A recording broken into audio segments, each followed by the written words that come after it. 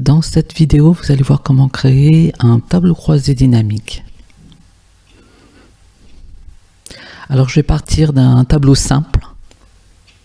Donc là, nous sommes sur une petite base de données qui est dans un mode classique avec un certain nombre de lignes. Je vais maintenant créer le tableau croisé dynamique. Insertion, tableau croisé dynamique. Alors là, on va faire nouvelle feuille de calcul. Vous pouvez très bien mettre votre tableau sur la même feuille, mais comme il y a beaucoup de lignes, il est préférable de le mettre sur une autre feuille. Donc je vais faire OK. Et là, vous avez une feuille qui se rajoute et vous avez déjà donc le cadre où vous allez pouvoir poser les champs qui représentent la première ligne de votre base de données. Alors, en fait, vous avez sur le côté droit un volet avec 4 zones et vous allez pouvoir glisser ou cocher. Là, j'ai coché domaine, représentant, et ça tombe dans ligne. Donc, vous voyez, c'est les lignes du tableau. Vente, ça va dans valeur puisque c'est une valeur. Et je vais rajouter la ville que je vais faire glisser dans colonne. Vous pouvez aussi prendre le champ et le glisser. Voilà, en fait, le but, c'est de remplir ces zones pour pouvoir créer votre tableau croisé dynamique. On a les 4 zones qui sont là. Alors, une fois que c'est fait, la première chose que je voudrais faire, c'est changer le format des nombres. Je vais faire un clic droit, format de nombre, et pas format de cellule, parce que c'est pour la cellule. Là, c'est format des nombres. Je prends nombre et 0 décimal. Voilà, comme ça, c'est harmonisé, c'est mieux présenté. Alors, une fois que c'est fait, on va regarder un petit peu.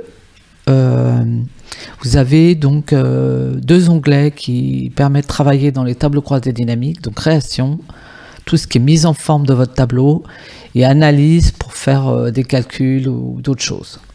Alors, dans création, déjà, vous allez pouvoir changer le style du tableau. Donc, vous pouvez prendre une autre couleur.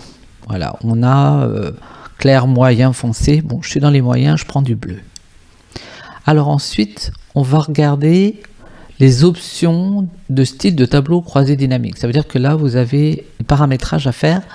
En tête de ligne, vous voyez que là, le bleu clair n'apparaît plus. En tête de colonne, pareil, ça enlève la couleur, donc vous pouvez le remettre en cochant. Vous avez ensuite ligne à bande. Alors, c'est pour accentuer les lignes. Et colonne à bande, si vous voulez, des traits verticaux en plus. Après, on va regarder sur la gauche, on a un groupe disposition. On va commencer par les sous-totaux. Eh bien, les sous-totaux, c'est ce qui est en bleu. On va regarder, voilà, c'est ce que vous avez les sous-totaux des groupes. Donc, on n'affiche pas les sous-totaux. Afficher tous les sous-totaux au bas du groupe. Donc, c'est en bas du groupe. Ou afficher les sous-totaux en haut du groupe. Donc, j'ai pris en haut du groupe. Ensuite, on a les totaux généraux. Les totaux généraux, c'est ce qu'il y a sur le côté, en colonne et en ligne. En ligne et en colonne. Donc, ligne, colonne, là, je les ai désactivés. Activés, donc bien sûr pour les deux. Activés que pour les lignes, donc c'est en bout de ligne. Et activés que pour les colonnes. Alors, on va remettre l'ensemble. Activé pour les lignes et les colonnes. Alors ça, des fois, on peut avoir... des fois, on n'en a pas besoin, donc on peut les enlever. Alors, la disposition du rapport, vous allez voir qu'il y a 3 modes. On a en mode en forme compactée. Vous avez le mode plan. Et vous avez la forme tabulaire. Alors, je vais revenir sur le mode plan. Simplement, vous allez voir que vous pouvez rajouter les étiquettes d'éléments. C'est... là, on voit bien, c'est les domaines qui sont répétés ou ne pas répéter les étiquettes d'éléments. On n'a pas forcément besoin, donc on les enlève. Je vais revenir à afficher sous la forme compactée. Voilà, qui prend un peu moins de place. Donc bien, on a la forme compactée. Ensuite, il nous reste ligne vide. Vous pouvez insérer un saut de ligne après chaque élément. Donc là, c'est les groupes, donc le regroupement par domaine, voilà, ou les enlever. Donc là, on a fait le tour déjà au niveau de création. Et si on va sur l'onglet Analyse du tableau croisé dynamique, on va voir, je vais vous montrer là, on a donc 3 boutons. Alors la liste des champs, c'est le volet qui est sur la droite que vous pouvez afficher ou pas. Bouton plus moins. Alors vous allez voir que, voilà, si je zoome, on verra un peu plus. Vous avez des petits boutons au niveau des domaines là, donc vous pouvez afficher ou masquer les informations qui sont en dessous. Donc vous pouvez afficher ou masquer les boutons qui s'impriment. Et vous avez en tête de champ. Alors en tête de champ, c'est où il y a écrit étiquette de colonne, étiquette de ligne. Donc ça aussi, vous pouvez très bien ne pas les afficher. On n'en a pas forcément besoin. Ce qui permettra d'ailleurs de faire des filtres.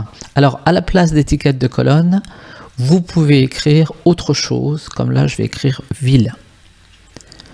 Et là, je vais écrire donc domaine représentant. Ce sont des vendeurs dans le domaine du sport. Voilà, pour des magasins qui sont dans différentes villes. Et bien sûr, somme de vente, on peut écrire à la place chiffre d'affaires des ventes. Ça sera un peu plus explicite. Alors maintenant, au niveau de la largeur des colonnes, je peux très bien réduire ma colonne de Lyon. Voilà, je peux faire une réduction automatique avec un double clic. Et si je veux bien sûr avoir des colonnes égales au niveau de la largeur des colonnes, je vais aller regarder la largeur de colonne. Voilà, 8,43. Et si je sélectionne les autres colonnes, je vais dire largeur de colonne 8,43. Voilà, je vais valider. Et donc là, j'ai bien toutes mes colonnes identiques. Donc voilà pour cette vidéo.